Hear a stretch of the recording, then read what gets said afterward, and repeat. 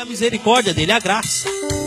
E para a glória de Deus, queridos, mediante esses fatos, eu olho para ele e falo, não dá, pastor, eu estou muito envolvido com algumas coisas, quem sabe lá na frente? Ele, Aí onde está um problema?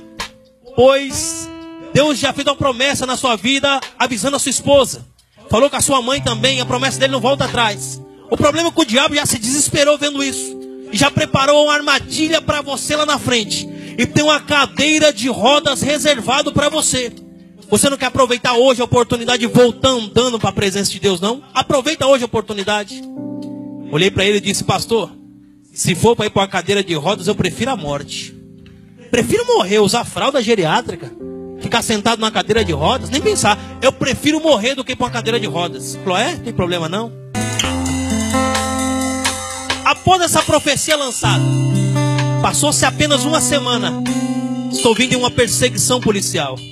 Após 40 minutos de perseguição, o parceiro que estava comigo levou um único tiro nas costas. O que ele hoje não daria para estar aqui sentado no seu lugar, para ter uma nova oportunidade, não a tem. Você já parou para pensar quantas pessoas queriam estar aqui essa noite e não pode? Uns porque estão aprisionados no vício, na prostituição e não conseguem largar esse mundo. Outros que desceram à sepultura e hoje estão amargando uma eternidade de sofrimento. E você é o privilegiado de ser chamado noiva do Cordeiro de Cristo aqui essa noite. É motivo para nos alegrarmos. Eu nesse mesmo assalto que ele perdeu a vida com um único tiro nas costas, eu levei 10 tiros nesse assalto. Levei 3 tiros nas costas, 4 tiros no abdômen. Levei um na coxa, um na virilha e um no pescoço. Já caí sem os movimentos das pernas, com 2 balas de .40 que estão alojadas na minha coluna até hoje. Como se Deus me dissesse, ei, eu sou um Deus que prometo e cumpro, até na hora da morte, mas eu cumpro, não me desafia não. Enquanto eu estava caído, agonizando, nadando em uma poça de sangue, a primeira coisa que eu me recordei foi dos jovens. Pois eu influenciei muitos jovens na minha geração. O Funk Ostentação está aí para isso, para destruir a mente dos nossos jovens. Dizendo que você precisa ter alguma coisa para ser alguém. Você precisa ser poderoso, ser notado para ser alguém. Para ser feliz. E olho para trás, eu me lembro de 1 minuto de felicidade. E onde eu chego, os jovens olhavam para mim e falavam, tá aí um ponto de referência. É assim que eu quero ser. Olha o relógio de 70 mil no braço. Correntão de 10 mil no pescoço. Olha os motão, tá o cilindrado, olha os carrão. Rapaz, é assim que eu quero ser. O camarada chega no baile, o camarote está preparado para ele. As mulheres mais bonitas estão se engalfiando para ver quem chega nele primeiro. O homem é feliz demais. Porém, só Deus sabe a vida miserável que eu estava vivendo. O grande poderoso aqui que tinha curso de tiro, curso de direção defensiva, um arsenal de armas de grosso calibre, que fazia até mesmo crime sem inclinar. Esse, quando repousava sua cabeça sobre o travesseiro, chorava copiosamente, pois havia um vazio tão grande que estava dentro de mim, em que os bailes não foram capazes de preencher esse vazio, em que as músicas não foram capazes de preencher esse vazio, em que as amantes, o dinheiro, os carros, as motos não preencheram esse vazio. Sabe por quê? Esse vazio que estava dentro de mim era a medida de Deus exata. Tamanho era este vazio. Aí aonde está a contradição? Hoje mesmo estando desempregado, esposa desempregada, estando sentado numa cadeira de rodas, usando fraldas geriátricas. Hoje eu estou vivendo o melhor tempo da minha vida, o melhor tempo da minha história eu estou vivendo é agora. Sabe por quê? Eu aprendi que felicidade não é condição física, felicidade não é condição sentimental, felicidade não é condição financeira, felicidade não é condição material, felicidade é condição de espírito. Isso é ser feliz. Isso só encontramos na graça de Deus. É só lá. Quando eu cheguei, quando eu saí da cadeia, eu me senti assim porque eu tinha essa chamada de ministrar a palavra de Deus. E pelas coisas que eu cometi no passado, não fui talvez muito bem recepcionado por algumas pessoas. Alguns olhavam e diziam, não, é loucura. Esse camarada é fogo de palha, vai trazer problema para a igreja. E aí por diante. Eu me senti uma figueira no meio das vinhas, tão importante. Aí o Senhor falava para mim, ei, mas quem te plantou aí foi eu. Eu sou o dono desse vinhedo, eu te plantei aí, fora de temporada, num lugar climático talvez que não exista a possibilidade de você crescer, mas é no meio desse vinhedo que você vai frutificar. Ei, quem tem que acreditar no seu relacionamento é você, quem tem que acreditar no seu filho é você, quem tem que acreditar no seu esposo é você, quem tem que acreditar na sua chamada é você, porque o dono da vinha te plantou para que você venha ser exaltado, para que você venha frutificar. E pode o primeiro ano não ter dado nada, pode o segundo ano não ter dado nada, mas depois do terceiro ano muitos vão olhar para você e vão dizer: eita, só o Senhor é Deus, só o Senhor é Deus, só o Senhor é Deus. Pegar aquele restinho de semente fora de temporada de chuva, lançar essa semente, orar a Deus com tanta intensidade que descia chuva fora de temporada. Levante a sua mão que eu vou profetizar. Ei, essa noite é noite de você semear em oração, em louvor, porque vai descer chuva fora de temporada na sua história. Deus essa noite está dando vitória em causas da justiça que havia sido dado por perdido.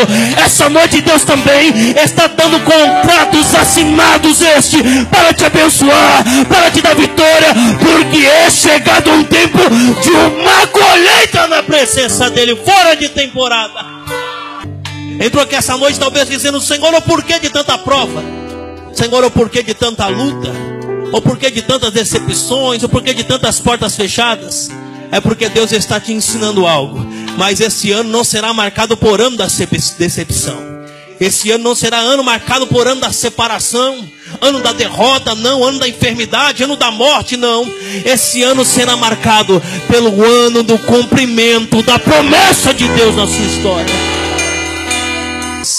Colocou a sua coroa de diadema sobre a sua cabeça. Colocou o seu cinturão de vencedor sobre o seu peito, como já foi dito, como está escrito, que ele voltará sobre as nuvens, com os seus olhos como chama de fogo, com o seu cabelo branco, como a mais branca neve, com o cinturão pendurado em seu peito de vencedor, escrito na sua coxa: Ei dos reis e Senhor dos senhores. Ele vai voltar para nos resgatar. E quando essas trombetas tocarem, esse corpo imperfeito será transformado em um corpo de glória. E eu voarei nas asas do Espírito, deixando essa cadeira de rodas aqui nessa terra. E eu andarei sobre ruas de ouro, tocarei sobre muro de jaspe.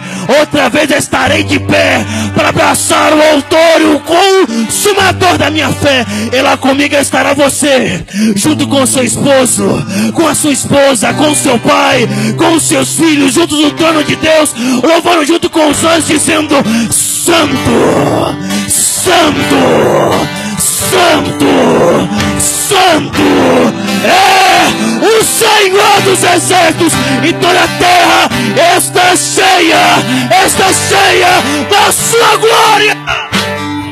É com você que ele conta. Porque uma certa feita minha esposa olhava para mim também e pensava: não tem mais jeito, não há mais nada o que se fazer, quanto mais eu oro, mais piora.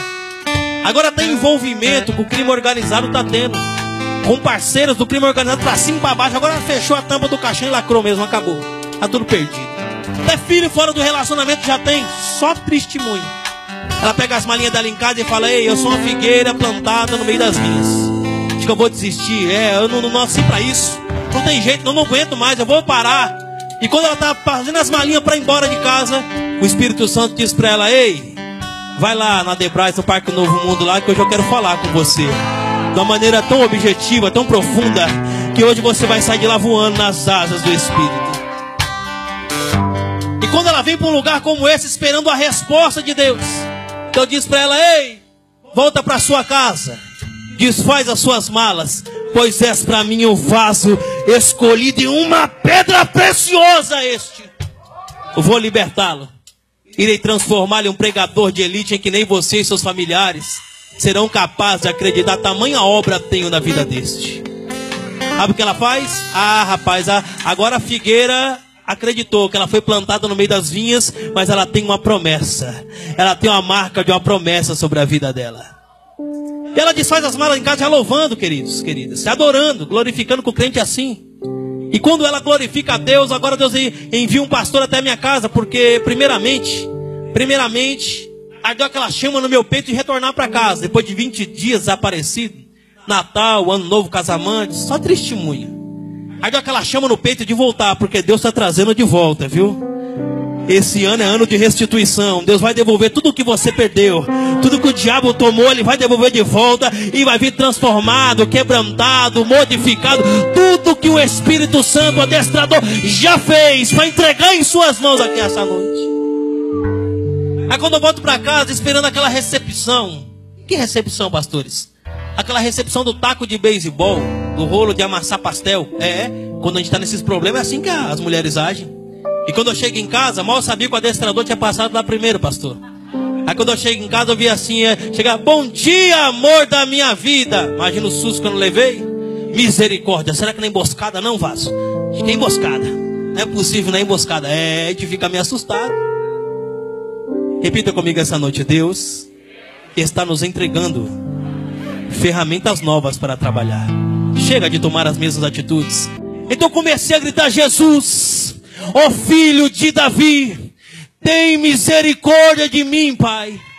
Senhor, pequei contra o céu, pequei contra a terra, pequei contra o ser humano, Pai. Miserável homem eu sou. Mas, Pai, se o Senhor me der mais uma única oportunidade em me livrar, Senhor, desse velório terrível que será o meu.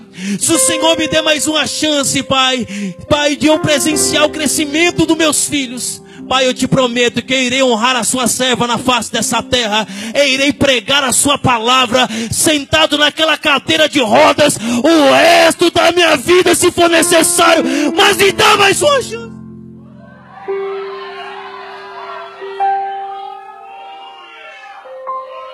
Glória de Deus, queridos. Dali, por não ter ouvido a voz de Deus, fui para o hospital, perdi o rim do lado direito. Só me restaram 70% o rim esquerdo. Pâncreas eu perdi inteiro, baço eu perdi inteiro. Estômago foi reconstruído, sobrando somente a metade.